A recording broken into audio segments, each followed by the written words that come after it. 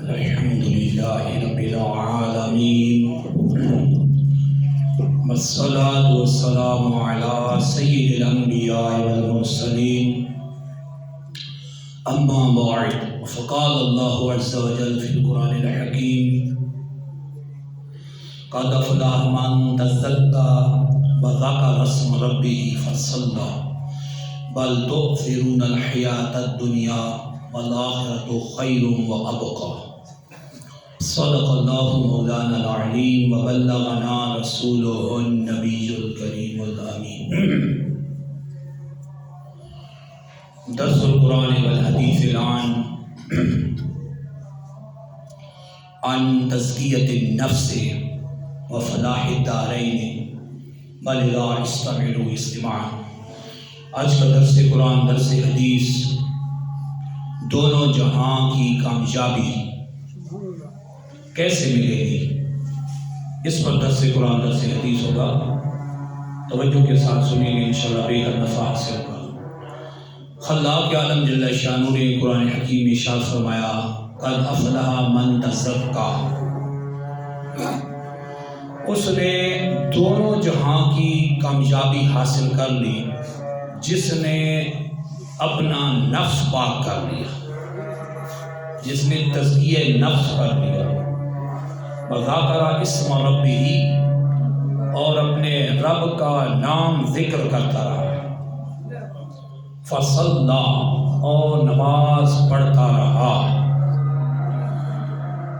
ان آیات بینات میں جو سورہ اعلیٰ کی ہیں، خلاق عالم جل شانہ نے دونوں جہاں کی فلاح کامیابی کا طریقہ بتایا. اس کے 3 طریقے بتائے. پہلا طریقہ خلاق عالم جل شانہ نے فرمایا قد افلح من تزکیٰ، بے شک اس نے دونوں جہاں کی کامیابی پالی جس نے تزکیہ نفس کر لیا، اپنے آپ کو پاک کر لیا. تزکیہ نفس کیا ہے؟ امام الفسرین عبداللہ بن عباس رضی اللہ عنہما اس کی تفسیر میں فرماتے ہیں قد فاز و نجا من اتعظ بالقرآن، کہ وہ شخص دونوں جہاں میں کامیاب ہو گیا اور جہنم سے اس نے نجات حاصل کر لی جس نے قرآن کے احکام سے واعظ و نصیحت حاصل کی، جس نے قرآن کے احکام سے، قرآن سے نصیحت حاصل کی اور اپنے رب کی یاد کرتا رہا. وذاکر اسم ربی فصلی، اپنے رب کی یاد کرتا رہا. اس کی تفسیر میں فرمایا وذاکر اسم ربی یعنی ذاکر امر ربی فصلی، اپنے رب کے احکامات کو پورا کرتا رہا، اپنے رب کے حکموں کو بجا لاتا رہا، ان پہ عمل کرتا رہا، اللہ کا ذکر کرتا رہا. فصلی، اور تیسرا طریقہ بتایا کہ وہ نماز ادا کرتا رہا. امام مفسر عبداللہ بن عباس فرماتے ہیں اس کی تفسیر میں فصلی صلوات الخمس فی الجماعت، 5 نمازیں جماعت کے ساتھ ادا کرتا رہا. اللہ نے یہ 3 طریقے بتائے دونوں جہاں میں مکمل کامیابی کی. افلاح، یہ فلاح سے مشتق ہے باب فعل پہ، جس کے معنی ہے الفوز فی الدارین، دونوں جہاں میں کامیابی حاصل کر لینا. یعنی صرف دنیا کی نہیں یا صرف آخرت کی نہیں بلکہ دونوں جہاں کی مکمل کامیابی جس کو کہتے ہیں، اس کو کہتے ہیں افلاح. قد افلح، اس نے دونوں جہاں میں کامیابی حاصل کر لی، دنیا کی زندگی میں بھی کامیاب ہوگا اور آخرت میں بھی کامیاب. کون ہوگا؟ من تزکیٰ، جس نے تزکیہ نفس کر لیا. اب آتے اس بات کی طرف کہ تزکیہ نفس کیا ہے. جس کو تزکیہ نفس کہا گیا وہ تزکیہ نفس ہے کیا؟ تزکیہ یہ باب تفعیل سے ماضی معروف کا صیغہ تزکیٰ، اپنے آپ کو پاک کر لیا. اور یہ چونکہ زکوٰۃ کے سے مشتق ہے، اس کے معنی ہے کہ کسی چیز کا بڑھنا، نشو نما پانا، پاک ہونا، تو اس کے معنی یہ ہو گئے کہ وہ شخص جس نے اپنے آپ کو خواہش نفس سے پاک کر لیا، کفر و شرک سے، تمام اخلاق ذمیمہ سے، جھوٹ، غیبت، حسد، بغاوت، بغض، کینہ، یہ جو دل کے اندر پڑنے والے جرم ہیں، ان سے دل کو پاک کر لیا، اس نے دونوں جہاں میں کامیابی حاصل کر لی۔ اب جب انسان گناہ کرتا ہے، سرکار وقار صلی اللہ علیہ وسلم فرماتے ہیں جب انسان گناہ کرتا ہے تو دل پہ ایک سیاہ نقطہ لگ جاتا ہے، جب دوسرا گناہ کرتا ہے تو دوسرا نقطہ لگ جاتا ہے، یہاں تک کہ وہ برائیاں کرتا رہتا ہے اور اس طرح اس کا سارا دل گناہوں کی وجہ سے تاریک ہو جاتا ہے، کالا ہو جاتا ہے، سیاہ ہو جاتا ہے۔ نتیجتاً اچھائی کی بات، بھلائی کی بات، نیکی کی بات اس کے دل پہ اثر نہیں کرتی، تو یہ دل مردہ ہو گیا۔ یہ آج جو نیکیوں میں دل نہیں لگتا نا، اس کی مین ریزن جو وجہ ہے، سبب، وہ یہی ہے کہ دل پہ گناہ ہوتے رہے، گناہ، اور دل پہ دھبے لگتے رہے لیکن ساتھ استغفار نہ کی تھی جو ان کو مٹاتی۔ وہ ایک ہی طرف گناہوں کی کثرت کی وجہ سے دل تاریک ہوتے ہوتے بالکل سیاہ ہو گیا۔ لہذا جب ایسے بندے کو کہا جاتا ہے نیکی کی دعوت دی جاتی ہے، نماز پڑھو، come for prayer, come for success, اور بھلائی کی طرف حی علی الصلاح، حی علی الفلاح، وہ بندہ ایسے سوچتا ہے جیسے کچھ ہوئے نہیں ہے۔ کیوں کہ دل سیاہ تر ہو گیا، دل مردہ ہو گیا۔ لوگ مردے پہ روتے ہیں کہ مر گیا ہے، حالانکہ اس بندے پہ رونا چاہیے جو جیتے جی مردہ ہو گیا، اس کا دل سیاہ ہو گیا۔ تو اس سیاہ قلبی کا علاج سرکار صلی اللہ علیہ وسلم نے بیان کیا۔ ایک تو قرآن نے، اللہ نے فرمایا کہ دلوں کا چین، الا بذکر اللہ تطمئن القلوب، خبردار چین دلوں کا اللہ کے ذکر میں ہے، اللہ کے ذکر سے دل چین پاتے ہیں، اور دل کا سکون اللہ کے ذکر سے، اور شے میں نہیں ہے۔ تو جب اللہ کا ذکر ہوگا دل چین پائے گا، اور دل کی صفائی کا بھی یہی علاج ہے۔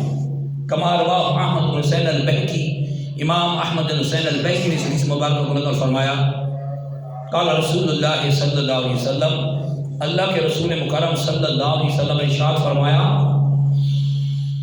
لکل شیء ثقالۃ، ہر چیز کو صاف کرنے کا کوئی نہ کوئی طریقہ ہوتا ہے۔ لوہے کا زنگ دودھ دیا جاتا ہے، اس کے طریقہ ہے، اور کوئی اور زنگ بھی ہوتے ہیں، لگ جاتے ہیں، ان کے اپنے اپنے طریقے ہیں، لیکن دل کا زنگ کیسے دور ہوگا؟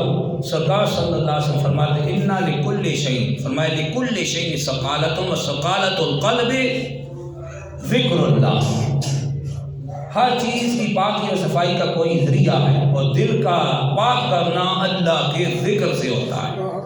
وثقالۃ القلب ذکر اللہ، جب انسان کثرت سے اللہ کی یاد کرتا ہے تو اس کا دل پاک ہونا، اور لا الہ الا اللہ کا ورد یہ انسان کے باطن کو چمکا کے رکھ دیتا ہے، اور جب کثرت سے ذکر الہی ہوتی ہے تو انسان کا دل پاک ہوتا ہے۔ جب دل پاک ہوتا ہے تو پاک خیالات دماغ میں گھومتے ہیں، پاک سوچیں جنم لیتی ہیں، انسان نیکی طرف اس کا دل لگتا ہے، اللہ کی یاد میں اس کو مزہ آتا ہے۔ اور سب سے اہم ترین ذکر وہ ہے، ٹاپ آف دی لسٹ، وہ ہے تلاوت قرآن، جو ٹاپ آف دی لسٹ ہے۔ کما رواہ البخاری فی صحیح، امام بخاری نے اپنی صحیح حدیث مبارکہ کو نقل فرمایا، عن ابی ہریرہ رضی اللہ عنہ قال رسول اللہ صلی اللہ علیہ وسلم، حضرت سیدنا سرکار دو عالم نور مجسم صلی اللہ علیہ وسلم نے ارشاد فرمایا، خیرکم من تعلم القرآن وعلمہ، تم میں سب سے بہترین لوگ وہ ہیں جو قرآن خود سیکھیں اور دوسروں کو سکھائیں۔ یہ قرآن پڑھنے اور پڑھانے کا جو عمل ہے یہ ذکر الہی کا سب سے بڑا ذریعہ ہے، اور قرآن میں ایسی صورتیں ہیں، پورا قرآن شفا ہے۔ وَنُنَزِّلُ مِنَ الْقُرْآنِ مَا هُوَ شِفَاءٌ، قرآن میں جو ہم اللہ فرماتا ہم نے نازل کیا وہ مومنین کے لیے شفا ہے۔ اگر سورہ ملک جو 29 پارے میں پہلی 2 رکوع ہے، 30 آیتیں ہیں، یہ آدمی شام کے وقت عشاء یا سونے سے پہلے پڑھ لی تو یہ سورہ ملک اس بندے کی شفاعت کرے گی۔ ایک عمران فوز حدیث سماعت فرمائے، رواہ محمد بن عیسیٰ ترمذی فی جامع، احمد بن حنبل فی مسند، ابو داؤد سلیمان بن اشعث السجستانی فی سنن، و محمد بن یزید بن ماجہ فی سنن۔ امام احمد بن حنبل نے، امام محمد عیسیٰ ترمذی نے جامع میں، امام ابو داؤد سلیمان بن اشعث السجستانی نے اپنی سنن میں، امام محمد بن یزید بن ماجہ نے اپنی سنن میں حدیث مبارکہ کو نقل فرمایا۔ بہت ایمان فوز حدیث ہے۔ عن ابی ہریرہ رضی اللہ عنہ قال قال رسول اللہ صلی اللہ علیہ وسلم، حضرت سیدنا ابو ہریرہ رضی اللہ عنہ سے فرماتے ہیں اللہ کے رسول مکرم صلی اللہ علیہ وسلم نے ارشاد فرمایا، ان فی القرآن سورۃ ثلاثون آیۃ، بے شک قرآن میں 30 آیتوں کی ایک سورت ہے، 30 آیتوں کی ایک سورت ہے۔ سرکار صلی اللہ علیہ وسلم فرماتے ہیں، شافت لرجل حتی غفر لہ، یہ اپنے پڑھنے والے کے لیے شفاعت کرے گی، حتی غفرت لہ، یہاں تک کہ اس کے پڑھنے والے کی بخشش ہو جائے گی، اس کے پڑھنے والے کو بخش دیا جائے گا۔ سرکار صلی اللہ علیہ وسلم فرماتے ہیں، وَإِذَا تَبَارَكَ الَّذِي بِيَدِهِ الْمُلْكُ، یہ سورہ ملک ہے، یہ عذاب قبر سے بچاتی ہے۔ اگر روزانہ بلا ناغہ اس کو پڑھ کے سوئیں، بشک دیکھ کر پڑھ کے سوئیں، اور یہ اپنا معمول بنا لیں کہ پڑھ کے ہی سوئیں۔ سرکار صلی اللہ علیہ وسلم کی بڑی خواہش تھی کہ میری امت کے ہر امتی کے سینے میں یہ سورہ ملک حفظ ہو جائے، ان کے سینے میں آ جائے، تو ہمیں پڑھے بغیر یہ نہیں سونا، یہ معمول بنائے۔ یہ پڑھنے والا عذاب قبر سے بچا لیا جاتا ہے۔ کتنا بڑا عذاب، بڑے نام ہے، عذاب قبر سے بچا لینا، یہ سورت شفاعت کرے گی، اور قیامت کے دن یہ بندے کی شفاعت کرے گی سورہ ملک، اور اس کے بدلے میں بندے گناہگار مومن کی بخشش کر دی جائے گی، وہ سورہ ملک۔ لہذا ذکر الہی کا سب سے مؤثر ذریعہ قرآن کی تلاوت ہے، اس لیے امام بخاری، امام مسلم، امام احمد بن حنبل، دیگر محدثین نے اپنی شیعہ میں حدیث مبارکہ کو نقل فرمایا، عن عبداللہ قال قال رسول اللہ صلی اللہ علیہ وسلم، حضرت سیدنا عبداللہ رضی اللہ عنہ وسلم فرماتے ہیں اللہ کے رسول صلی اللہ علیہ وسلم نے ارشاد فرمایا، اقرأ القرآن، قرآن کو پڑھو، قرآن کو پڑھو لیکن اللہ کے لیے پڑھو، ولا تأکلوا بہ، اس کو کھانے کا ذریعہ مت بناؤ، ولا تستکثروا بہ، اور اس کے ذریعے جمع مال کو کثرت کرنے کا ذریعہ اس کو مت بناؤ۔ لہذا قرآن اللہ کے لیے پڑھا جائے گا، جب پیسے لے کے پڑھیں گے تو پھر ثواب کیا ملے گا؟ الٹا گناہگار دینے لینے والے دونوں کے لیے جائز ہے۔ اس پر حدیث صحیح موجود ہے، اعلیٰ عظیم البرکہ نے فتح و عظیم اس میں نقل کیا۔ آج کل لوگ بٹھا دیتے ہیں قبروں پہ، ایک عرف ہے، عادت، جی قرآن پڑھے، 7 دن پڑھا، 5 دن پڑھا، پڑھ لیا، اب لیں جی 5000 اس کو 5000، اب بھائی آپ نے دینے ہیں تو بشک لاکھ روپے دے دیں حافظ کو، لیکن قرآن کے بدلے میں نہ دیں، ان کی مدد کرنی چاہیے، ائمہ مسجد کی مدد کرنی چاہیے، یا حافظ قرآن کی مدد کرنی چاہیے، علماء کو دے، بہت بڑا ثواب ہے، لیکن اس موقع پہ نہ دے، یہ بدلہ ہے قرآن کی تلاوت کا، اس وقت نہ دے، آگے پیچھے بے شک لاکھوں روپے دے دیں۔ قرآن کو فری پڑھائیں، فری اللہ کی رضا کے لیے درست پڑھائیں، پھر مرنے والے کے لیے بخشش کی امید ہے اور اس کو ثواب بھی پہنچے گا۔ اعلیٰ حضرت عظیم البرکت مجدد دین و ملت فرماتے ہیں کہ جس قرآن کو پڑھ کے اس کے پیسے لیے گئے اس میں ثواب کی خاک امید ہے، وہ تو پیسوں کے بدل میں بیچ دیا گیا، ثواب تو تب ہے جب اللہ کی رضا کے لیے فری پڑھا جائے۔ لہذا قرآن فری پڑھائیں، اور ایسے حافظوں کی اگر مدد کر لیے اس موقع پر ہی ہٹ کے آگے پیچھے کر دیں، یہ قرآن کے لیے صرف فری رکھے، تب ہی ثواب قرآن کا ملے گا۔ اس لیے کہ سرکار فرماتے ہیں، اقرأ القرآن ولا تأکلوا بہ ولا تستکثروا بہ، قرآن پڑھو مگر اس کے لیے مت کھاؤ، اور اس کو کثرت مال کا ذریعہ مت بناؤ، پروفیشنل نہ کریں سسٹم اس کو کہ یہ پروفیشنل مال حاصل کرنے کا ذریعہ بن جائے، یہ ناجائز و حرام ہے۔ قرآن اللہ کی کتاب، باعث سبحان اللہ تسکین، اور اللہ سے سمجھو باتیں کرنا ہے، اس کی تلاوت اپنا معمول بنائیں، اور رہی ذکر کی بات، ایک تو تلاوت قرآن، دوسرا کلمہ طیبہ لا الہ الا اللہ، اور جو کوئی سبحان اللہ والحمد للہ ولا الہ الا اللہ واللہ اکبر ولا حول ولا قوت الا باللہ العلی العظیم۔ یہ کلمات پڑھنے آسان ہیں، ہم پڑھتے رہتے ہیں سبحان اللہ الحمدللہ ولا الہ الا اللہ واللہ اکبر ولا حول ولا قوت الا باللہ العلی العظیم۔ ان ساروں کو جوڑ دیں تو جملہ بن جاتا ہے ایک، جو سرکار فرماتے ہیں جو ان کلمات کے ساتھ ذکر کرے گا۔ سیدنا ابو ہریرہ رضی اللہ عنہ سے فرماتے ہیں اللہ کے رسول صلی اللہ علیہ وسلم نے فرمایا جو ان کلمات کے ساتھ اللہ کا ذکر کرتا ہے اس کے لیے اللہ کے فرشتے قیامت تک بخشش کی دعا مانگتے ہیں۔ اور حدیث کی تفسیر یہ ہے، سرکار صلی اللہ علیہ وسلم فرماتے ہیں کہ اللہ جل شانہ نے ایک سمندر پیدا کیا جس کی مقدار اللہ جانے کتنی ہے، اس کے کنارے پہ پرندے کی شکل میں ایک فرشتہ پیدا فرمایا، اس کے 70,000 پر ہیں، 70,000 پر۔ تو جب کوئی بندہ سبحان اللہ کہتا ہے وہ فرشتہ اپنی جگہ سے حرکت کرتا ہے، جب بندہ الحمدللہ کہتا ہے وہ فرشتہ اپنے پر کھول لیتا ہے، اور جب کوئی لا الہ الا اللہ کہتا ہے وہ فرشتہ پرواز کرتا ہے، اڑنے لگ جاتا ہے، 70,000 پر اڑنے لگ جاتا ہے۔ اور جب بندہ واللہ اکبر کہتا ہے وہ فرشتہ اسی سمندر میں غوطہ لگاتا ہے جس کی مقدار اللہ جانتا ہے۔ اور جب بندہ ولا حول ولا قوت الا باللہ العلی العظیم پڑھتا ہے تو وہ فرشتہ اس سمندر سے باہر آتا ہے، اپنے پر جھاڑتا ہے، حرف کے ہر پر سے 70,000 قطرے گرتے ہیں۔ اللہ جل شانہ ہر قطرے کے بدلے میں فرشتے پیدا فرماتا ہے، اور وہ فرشتے سبحان اللہ اور لا الہ الا اللہ کا ورد کرتے ہیں اور قیامت تک پڑھنے والے کے لیے بخشش کی دعا مانگتے رہتے ہیں۔ اللہ کا ذکر بہت عظیم شے ہے، کتنی بڑی بخشش ہے، سبحان اللہ والحمدللہ ولا الہ الا اللہ واللہ اکبر ولا حول ولا قوت الا باللہ العلی العظیم۔ یہ پڑھ لیتے آپ حساب نہیں لگا سکتے کہ 70,000 وہ جو ہر پر ہے اور ہر پر سے 70,000 قطرے گرے اور اس سے اتنے اللہ فرشتے اور پیدا فرمائے اور وہ تسبیح اور تحلیل کرے، سبحان اللہ اور لا الہ الا اللہ کا قیامت تک ورد کرے اور پڑھنے والے کے لیے قیامت تک بخشش کی دعا مانگتے رہے۔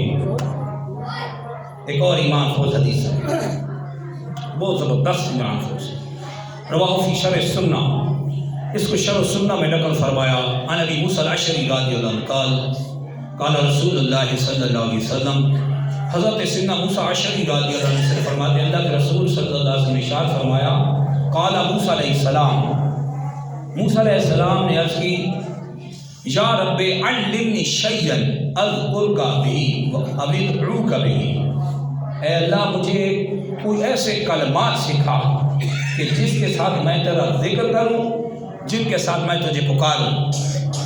فقال، تو اللہ جل شانہ فرمایا یا موسیٰ قل لا الہ الا اللہ، تو اللہ نے موسیٰ علیہ السلام فرمایا لا الہ الا اللہ کہے، یہ کہو، اس کے ساتھ میری یاد کرو، میرا ذکر کرو۔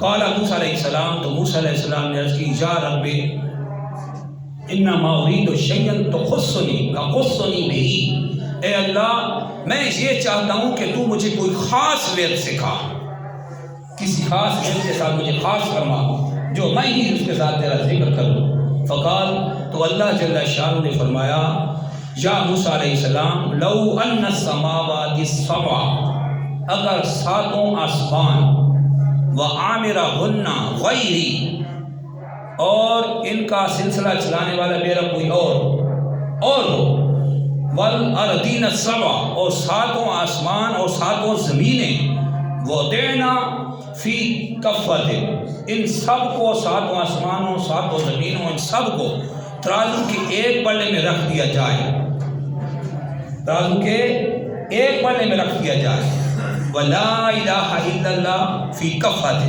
اور کلمہ لا الہ الا اللہ دوسرے پلڑے میں رکھ دیا جائے، لمالت بہن لا الہ الا اللہ۔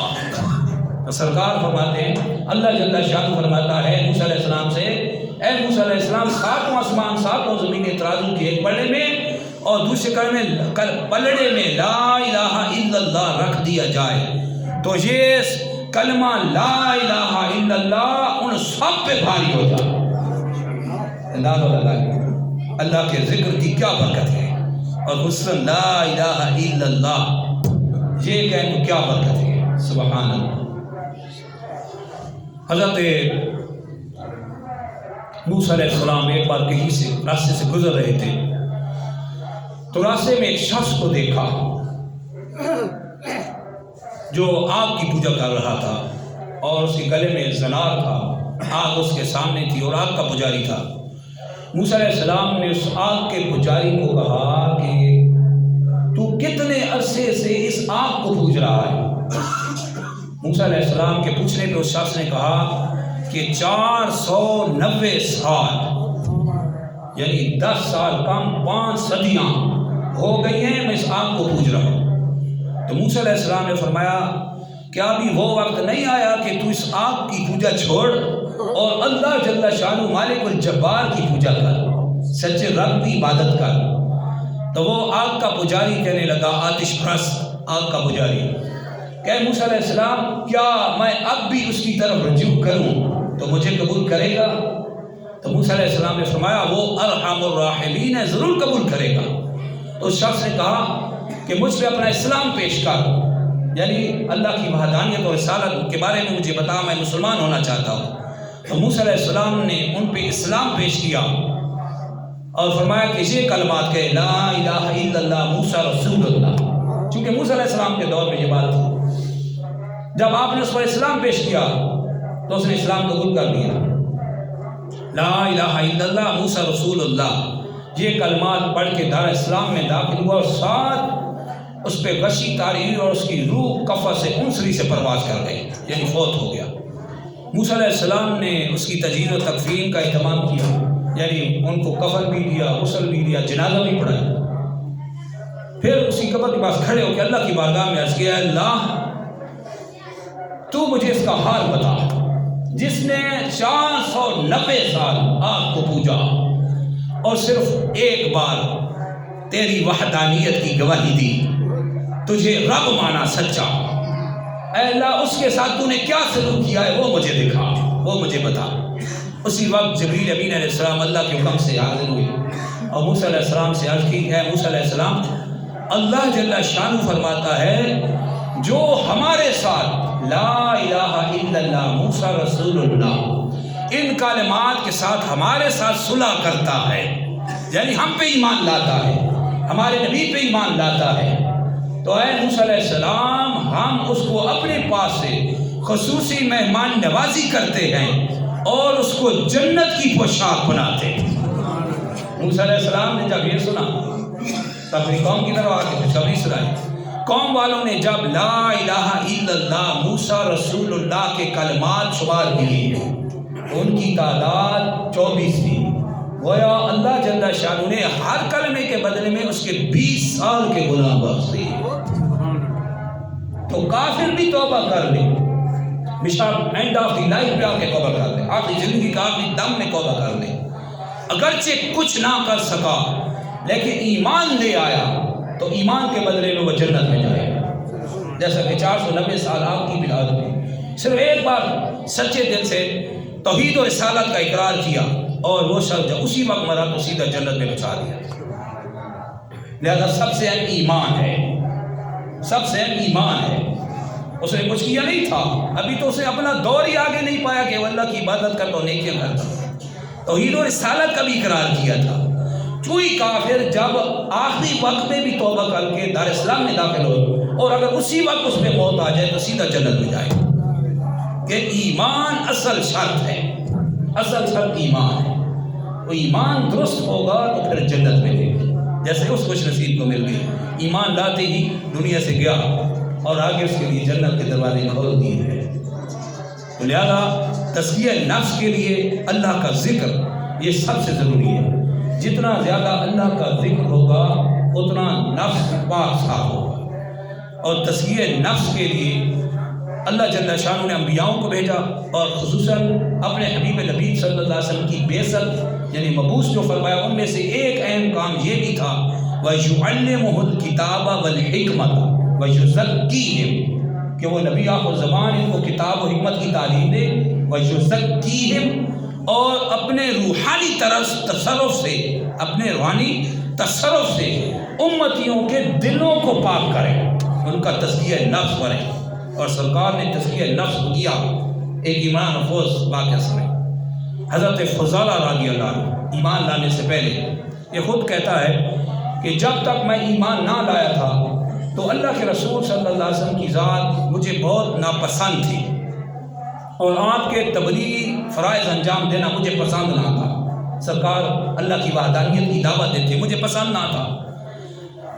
وہ کہنے لگا ایک دن میں نے پکا ارادہ کر لیا کہ اللہ کے رسول کو جب بھی پاؤں گا تو میں اللہ کے رسول صلی اللہ علیہ وسلم کو شہید کر دوں گا، تلوار سے ختم کر دوں گا۔ ایک دن سرکار صلی اللہ علیہ وسلم کعبۃ اللہ کا طواف کر رہے تھے، طواف کیا تو یہ فضالہ کہتا ہے میں پچھلی جانب کھڑا تھا، پچھلی جانب، اور میں نے پختہ ارادہ کر لیا کہ اللہ کے رسول اب اس طرح مڑیں گے تو میں حملہ کر دوں گا اور کام تمام کر دوں گا اس کے قول کے مطابق، چونکہ ابھی اسلام نہیں لایا تھا۔ تو اللہ کے رسول صلی اللہ علیہ وسلم طواف کر کے جب اس کے سامنے آئے تو فرمایا اے فضالہ وہ وقت نہیں آیا کہ تو اللہ کی بارگاہ میں توبہ کر اسلام لے آئے۔ فضالہ کہتے ہیں اللہ کے رسول نے اتنا فرمانا تھا کہ میرے دل کی دنیا بدل گئی، اللہ کے رسول صلی اللہ علیہ وسلم کمال درجے کی محبت ہو گئی، اور اللہ کے رسول صلی اللہ علیہ وسلم نے مجھے آگے بلایا اور میرے سینے پہ ہاتھ رکھا اور اس طرح دعا کی اللہم اذھب الغلہ من صدر الفضالہ، اے اللہ فضالہ کے دل سے کفر و شرک کی گندگی نکال دے، اس کے دل کو پاک کر دے، اس کا تزکیہ نفس کر دے، اس کے نفس کو پاک کر دے۔ حضرت فضالہ رضی اللہ عنہ فرماتے ہیں جب سرکار نے یہ دعا فرمائی تو میرے دل کی دنیا بدلی اور اسی وقت میں دار اسلام میں داخل ہوا۔ آپ فرماتے ہیں جب اسلام میں داخل ہوا اللہ کے رسول نے میرا تزکیہ فرمایا، اسلام کی تعلیمات مجھے ملی، تو میں جب کعبۃ اللہ کا طواف کرنے کے لیے جاتا، واپسی پہ جب آتا تھا تو جس راستے سے میں گزرتا تھا وہاں ایک کافرہ مشرک عورت تھی جس کے ساتھ میرے ناجائز تعلقات تھے اور اس کے ساتھ میں رنگ رلیاں مناتا تھا۔ اب جب میں مسلمان ہو چکا اور کعبہ کا طواف کرنے کے بعد اسی راستے سے گزرا، وہ دروازہ کھول کے میرے انتظار میں کھڑی تھی۔ جب میں نے اس کی طرف نہ دیکھا اور آگے چلا گیا تو اس نے کہا اے فضالہ آج کیا بات ہے، رخ پھیرا ہوا ہے، آج نظر اٹھا کے نہیں دیکھا۔ فضالہ فرماتے ہیں میں نے نگاہ اٹھائے بغیر، اس کی طرف دیکھے بغیر یہ کہا کہ اللہ جل شانہ نے مجھ پہ کرم فرمایا، اسلام کی دولت سے مالا مال فرمایا، میں اللہ کے محبوب کے جمال جہاں آرا کو دیکھ چکا ہوں، اس چہرے والضحا کو دیکھ چکا ہوں جس کو دیکھتے ہی دل کی دنیا بدل گئی، اور اب مجھے کوئی آنکھوں میں میرے نہیں جگتا کہ کسی طرف دیکھوں، اور اسلام اس کی اجازت نہیں دیکھا کہ غیر محرم عورت کی طرف نظر اٹھا کے دیکھا جائے۔ اس بات نے میرا تزکیہ نفس کر دیا۔ فضالہ ایمان نہیں لایا تھا مگر سرکار کی صحبت اور دعا کی برکت سے دل کی دنیا بدلی، اس بدکاروں سے جس کے ساتھ تعلقات تھے اس کی طرف دیکھنے کا گوارا نہ کیا۔ یہ کیسے تبدیلی آئی؟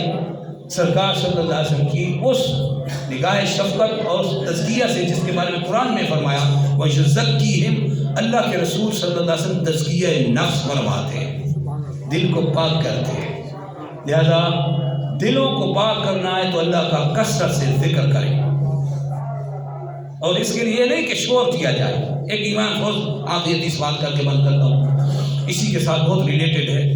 رواه البخاری والمسلم فی صحیح، امام بخاری امام مسلم صحیح میں سے حدیث مبارک نقل فرمایا۔ صحابی رسول رضی اللہ عنہ سے حدیث کو روایت کرتے فرماتے ہیں کن تو مع نبی صلی اللہ علیہ وسلم فی سفر، ہم اللہ کے رسول صلی اللہ علیہ وسلم، میں اللہ کے رسول صلی اللہ علیہ وسلم ساتھ ایک سفر میں تھا، ایک سفر میں سرکار کے ساتھ تھا۔ فجعل یجہرون بالتکبیر، تو سرکار صلی اللہ علیہ وسلم جو لوگ موجود تھے انہوں نے اونچی آواز سے تکبیر کہنی شروع کی، یعنی اللہ اکبر کو اونچی آواز سے کہا۔ فقال رسول اللہ صلی اللہ علیہ وسلم، تو اللہ کے رسول صلی اللہ علیہ وسلم فرمایا انکم لا تدعون اصم ولا غائبا، تم کسی بہرے کو اور کسی غائب کو نہیں پکار رہے۔ تو سرکار صلی اللہ علیہ وسلم فرمایا وَهُوَ مَعَكُمْ، وہ تو تمہارے ساتھ ہے۔ اور سرکار صلی اللہ علیہ وسلم وَالَّذِينَ تَدْعُونَهُ هُوَ أَقْرَبُ إِلَىٰ أَحَدِكُمْ، هُوَ أَقْرَبُ إِلَىٰ أَحَدِكُمْ، وہ جو جس کی تم پکار رہے ہو ذکر کر رہے ہو وہ تمہارے بہت قریب ہے، اور جس کو قرآن نے بیان کیا نحن اقرب الیہ من حبل الورید، ہم بندے کی شاہ رگ سے زیادہ اس کے قریب ہے۔ تو سرکار فرمایا اونچی تکبیر کیوں کرتے، وہ تو تمہارے ساتھ ہے، وہ بہرا نہیں، وہ غائب نہیں، بلکہ وہ سمیع بصیر ہے، ہر وقت سنتا ہر وقت دیکھنے والا اللہ کی ذات ہے۔ تو آپ فرماتے وانا خلفہ، میں سرکار صلی اللہ علیہ وسلم پیچھے تھا، تو فرماتے میں نے واقول میں نے یہ الفاظ کہے، کون سے؟ لا حول ولا قوت الا باللہ فی نفسی، میں نے دل میں لا حول ولا قوت الا باللہ کے کہا الفاظ۔ تو سرکار صلی اللہ علیہ وسلم نے ارشاد فرمایا الا ادلکم الا کنز من کنوز الجنہ، کیا میں تمہیں جنت کے خزانوں میں سے خزانہ نہ بتا دوں؟ فقلت بلا یا رسول اللہ، آپ فرماتے میں نے اس کی ضرور ارشاد فرمایا۔ فقال، تو سرکار صلی اللہ علیہ وسلم نے ارشاد فرمایا لا حول ولا قوت الا باللہ، یہ پڑھو یہ جنت کے خزانوں میں سے خزانے ہیں۔